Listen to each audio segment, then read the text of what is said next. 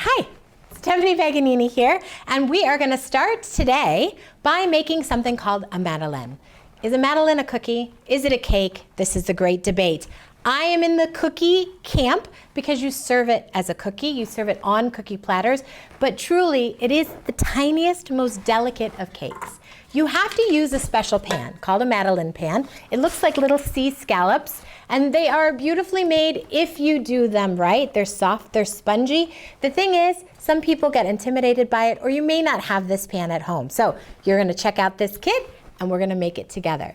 To begin, we need to prep our pan. What makes a Madeleine special is these beautiful ridges on one side, and on the other side, a little hump or bump as the cake grows. But we don't want our cakes to stick. So to do that, we're going to take a little bit of melted butter, and we're going to brush the inside and just around the edge of each of our Madeleine shells.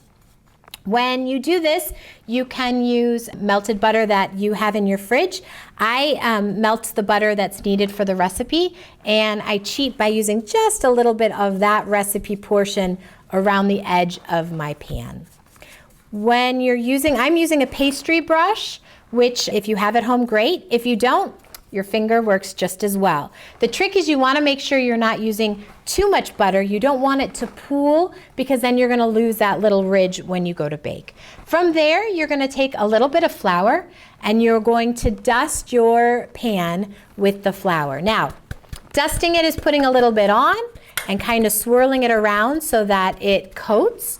If you get a little extra in your pan, no worries, because you can take that little extra bit and you can just pop it right back into your flour bin. I'm going to do something that may get me in trouble, which is speak French. I don't have a French accent.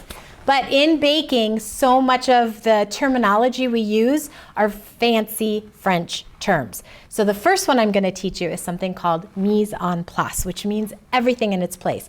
And you'll notice I have all the ingredients for today's recipe laid out in front of me. It makes it easier to bake because everything can just get thrown together, but also then you know if you have enough eggs before you start the recipe. So to begin, we're going to take our 3 eggs, which have been cracked and allowed to come to room temperature, and we're going to mix them with a little bit of sugar. The recipe calls for superfine sugar. This is not powdered sugar. Powdered sugar is very refined, granulated sugar, but they add cornstarch to powdered sugar to keep it from caking while it sits on your supermarket shelf. So you don't want to use powdered sugar. You want to measure out granulated sugar, your table sugar, the sugar you use to make your chocolate chip cookies, and you're going to blend that either in a blender or if you have a Cuisinart to make it super fine. If you don't want to do that, you can buy superfine sugar in your supermarket. It's just a little more expensive, so that's your call. But we're going to take the eggs and the superfine sugar, we're going to mix them together in our bowl, and we're going to whisk together these eggs and this sugar until we get to something called ribbon stage. This means a lot of mixing. It will take a long time, and it will be loud. So probably we're going to use the magic of television. We're going to whisk it, and I'll take you to ribbon stage. See you there. We are at ribbon stage. Do you see how when you blend, there's so much air incorporated into our batter that it leaves an impression in the batter as it whisks. A nice thick, almost pudding-like stage. So you have the ability to make variations of this wonderful, simple Madeleine recipe. And one of the variations I like to do is to add a little bit of lemon zest into the cake batter so it has a wonderful, light, lemony flavor when you eat the cake. Now, to do that, you're going to take a zester. This happens to be a microplane styled zester, which means it's got very fine little teeth on it. And you're going to use a washed lemon, and you're going to take just the skin, the outside of the lemon. You can either do it this way and have the zest drop right into the bowl, or I like to do it upside down so all the zest pools inside the zester, and that way I can scoop that out and measure it if I need a very precise measurement. The one thing I'm not doing is exerting any pressure on this lemon, because just underneath the very flavorful oil-filled surface of the lemon is the part that protects the fruit underneath called the pith. that is white and it's bitter. And you know when someone has gotten too aggressive in their zesting because the lemon tastes bitter and not sweet and floral. So be careful. This is a great thing to have a kid do to help you with, but just make sure they don't get too overzealous in their zesting. All right, so we have our batter in ribbon stage. We're going to add our milk, and then we're going to add our flour and baking powder. Baking powder is baking soda two different ways. It's baking soda, which when it hits heat, it will melt the acid crystals and it will activate the baking soda that's inside the acid crystal. So baking powder is baking soda two different ways. It's the active baking soda, which activates with some kind of an acid, and then it is the crystal, which when it activates with heat, melts and reactivates that baking soda. So we're going to take our baking powder, we're going to mix that in with our all-purpose flour, and then we are going to add this into our batter, but we're going to do it slowly and in stages. If you want to sift your flour into your batter, that's a great baking practice that you can use. The cookbook that we're using doesn't recommend that, but it's always best practices. So we're going to take, and you can see I'm slowly folding that flour in because I don't want to mix very heavily. I don't want to lose all this wonderful air that we've just put into this Madeleine batter. So folding is over, under, over, under. I don't know if you guys remember the episode of a very famous TV show where they joked about folding in the cheese and they didn't know how to fold in the cheese. I won't say the name of the show because it could be considered bad language, but it's an over-under technique. You take your brush, or your spatula, you go down and lift up, down and lift up, almost like you're folding the batter over. This is going to try and keep as much air that you've just incorporated into that batter into the batter. You're not deflating it. So folding in is an easy technique.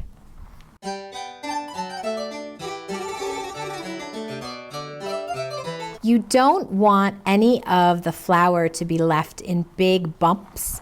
If you find a little pocket of unmixed flour, you do want to mix that in. The reason being that that flour is not going to suddenly magically become cake batter in the oven. If there is a big lump of dried flour sitting in your batter, it will be in there when you go to eat your Madeleine. The last thing that we are going to fold into our batter is our butter. And I know it's going to be very tempting to use this batter right away, but you need to give that flour that you've carefully folded in here time to hydrate from all the moisture that's in here. And to do that, you want to give it time to chill. Ideally overnight, at minimum an hour. The reason being, the flour is going to hydrate. You're going to relax any gluten that you've developed in mixing in that flour, and all of the ingredients are going to be nice and cold, so when you go to bake, you get a shock of baking, which allows everything to kind of puff up very quickly and hold its shape while it does that. Oh, this butter, it comes to the surface of the cake and it makes these little crispy edges. My mouth is already watering. Let's add the extra variation of the lemon zest. And we're going to fold that in as well.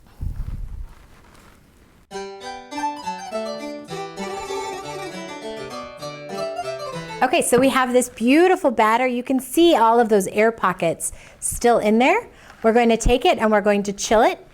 We also have taken our Madeleine pan and we are chilling that as well. So both of those things are going to go into the refrigerator for about an hour, and then we will come back, we will scoop it in and bake it off for you to see. Hi, we're back. We've allowed our Madeleine dough to chill in the refrigerator, and we've chilled our pan. So the butter and the flour that are coating our Madeleines will be nice and cold as the dough is, to give us maximum lift from our recipe when it goes into the oven. So I have this. The recipe in the cookbook calls for a pastry bag with a tip, and I thought that's going to be really hard for people. Let's just use an ice cream scoop. These are so great in your pastry kitchen because you can get small ones like this for small portioning, larger ones for larger portioning. So don't limit ice cream scoops to just ice cream. We'll take a nice scoop We're gonna plop it right in the center of our Madeleine pan. You can see how chilled it is. It almost looks a little like ice cream. And ultimately, we're gonna wanna fill these about 2/3 of the way full.